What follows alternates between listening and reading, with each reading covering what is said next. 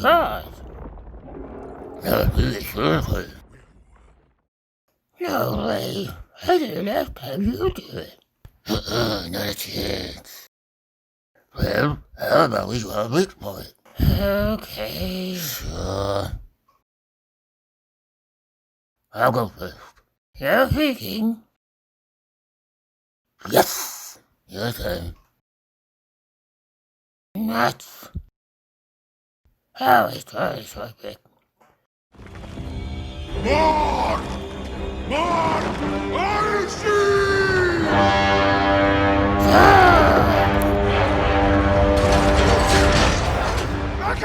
Backhand!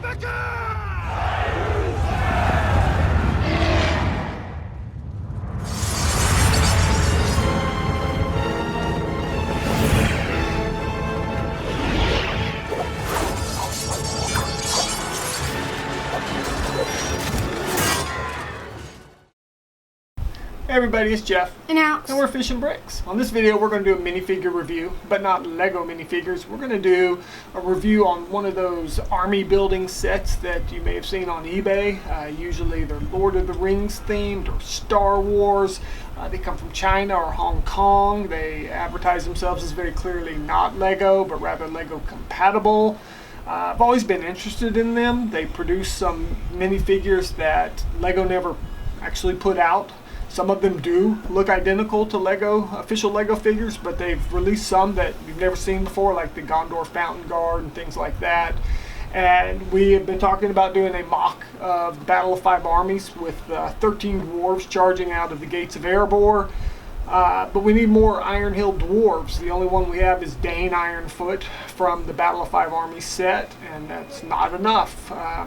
So a month and a half ago maybe, I saw a post on eBay for a set of Iron Hill Dwarves, one of these army building sets, 8 figures.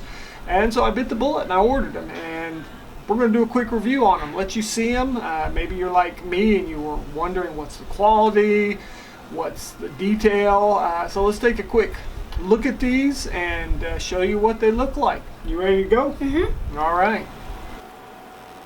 Okay, first thing to point out really quick is this set of 8 Iron Hill Dwarves actually come with the medium size leg. This is the leg that Lego put out late in 2018. It's a little taller than the non-moving short legs, but not as tall as the full size, but is movable, which I'm excited about. I think that height-wise, it's more appropriate when you see the height of the dwarf to the Hobbit and then to Gandalf there in the back. And also having the posable legs, I think will really help us with our mock. So wanted to point that out, and now we're going to jump in and look at each group of these minifigures. Okay, here is one of the 2 different patterned dwarf soldiers. There are 2 that have this printing, and really the only difference is that sort of strap across the chest. The legs are identical on all 8, with the exception of Dain Ironfoot. But I do recognize from some of the pictures that Weta put out with the different creative concepts for the movie that they've done a really good job of capturing the pattern. What do you think, Alex? You think he looks pretty good? Mm-hmm. They have no underarm printing, but they do have 360-degree leg printing and a detailed print. They did a good job. The colors pop. I think the silver's good and shiny. We'll run through each of their faces so you can see them and see the job they did. All 8 faces are unique. There are 2 that are quite similar. Maybe just the mouth is different, but they are certainly unique. While there's a lot of good to be said for this set, there are a few things that we've noticed. Alex? When you put them on the bases, they won't stick on there. There's a few that seem loose on the studs, and put them on regular Lego plates, and they're still, I think 2 of the 8 are still a little loose. Maybe a quality control issue there, I'm not sure. You may be able to see on this video there is also a seam on the hand. I do think the hand color is actually pretty accurate, kind of a reddish brown, pretty accurate to the gloves that the dwarves were wearing under their gauntlets in the Battle of Five Armies. But I think that they've done a pretty good job with attention to detail. We're going to jump into the weapons here in a minute, but let me show you the other soldier printing. Okay, here is an example of the other printing with the soldier. It just doesn't have that stripe across the middle of the strap, the leather kind of brown strap across the chest. Otherwise, it's identical. Okay, here are the two dwarf officers. Their pad printing is identical on the torso. The legs, again, the same on all of them, but the torso printing has some gold, same arms on all 8, has some gold on the front and back. It pops nicely. Okay, this is Dain Ironfoot's minifigure. What do you think, Alex? Awesome. Yeah, he's got the most detailed face of the 8. His torso is also the most detailed, has some gold, and similar to the officer, but officer figures, but even more detailed. And he does have the one variation in the lower, the legs. There's a little gold line that's on the top of the very front printing there on the feet, but 360 on the legs.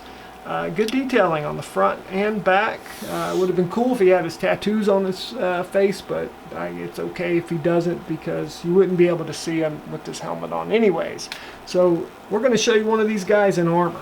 I think it's awesome. Yeah, the shield looks really accurate. If you saw some of the concept art or you've seen the movie, a lot of these design elements were seemingly pulled straight from that concept art.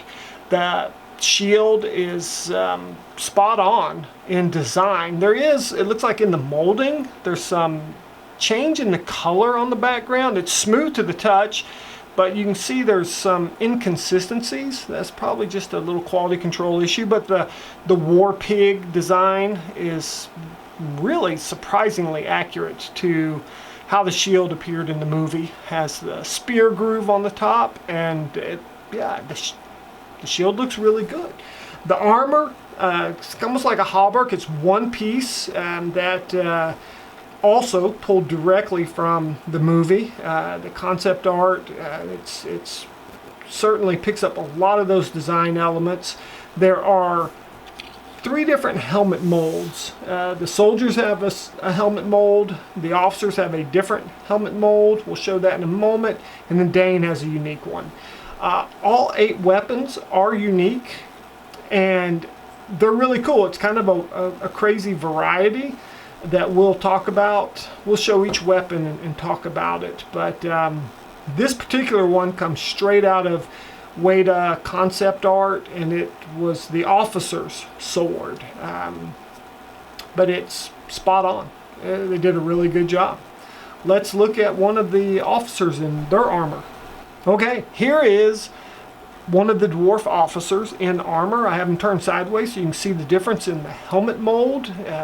Got more of a high razorback on that war pig, straight from Weta concept art.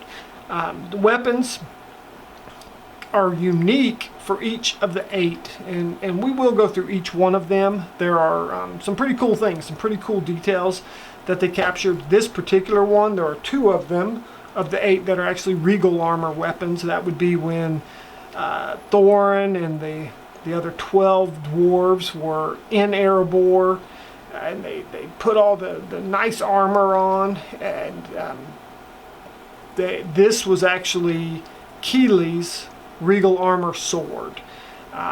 There is, we'll grab it here in a second, the other regal armor sword was Thorin's. He doesn't have Orcust anymore. The woodland elves kept it after they were captive. But this is actually his grandfather's sword, Thror.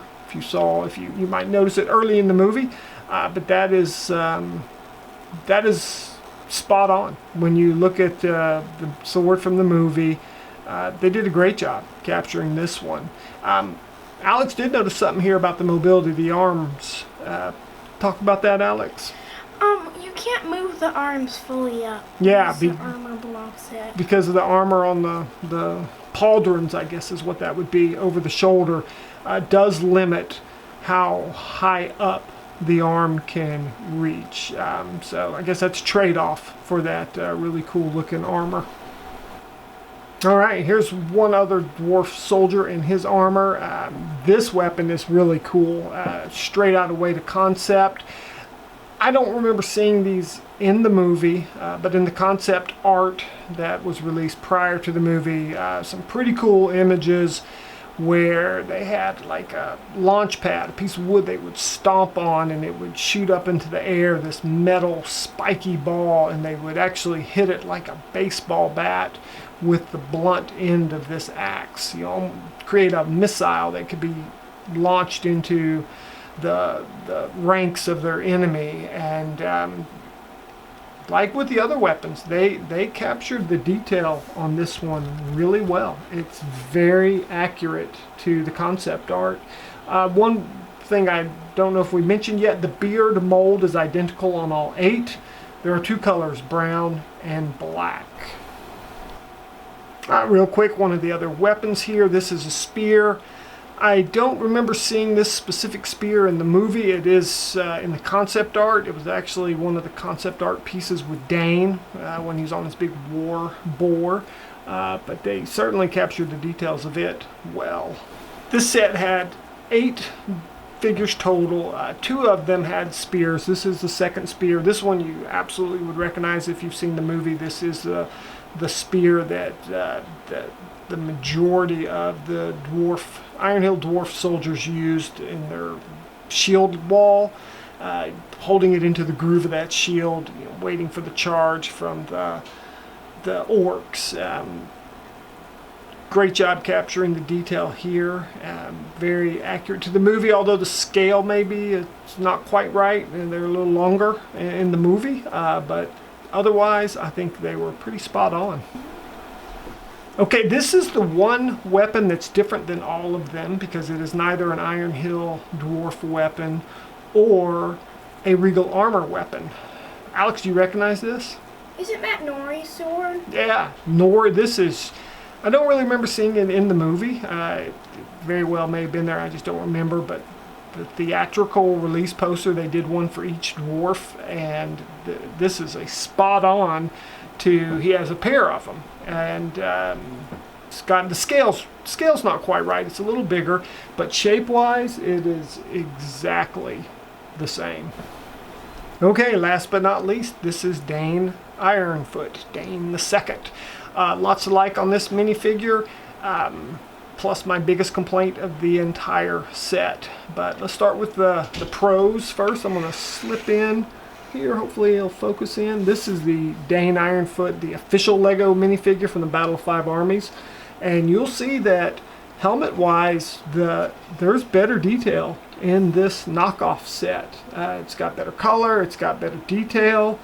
Pull him out of the way, the weapon there, obviously, if you've read The Hobbit, you know that Dain carries an axe, not a hammer, a big red axe. Of course, if you've read the book, you also know that Dain killed Azog long before the events of The Hobbit with that axe, but Peter Jackson changed some things up for sure, but he gave him this hammer, this war hammer, and they did a great job with the detail. I mean, the molding is very, very accurate to the weapon he carried in the movie.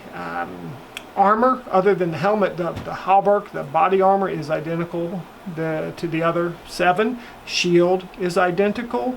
My biggest complaint is that beard. Dain Ironfoot has red hair. So I'm going to have to paint this for our MOC. I'm going to have to give him a red beard because a brown beard just won't do.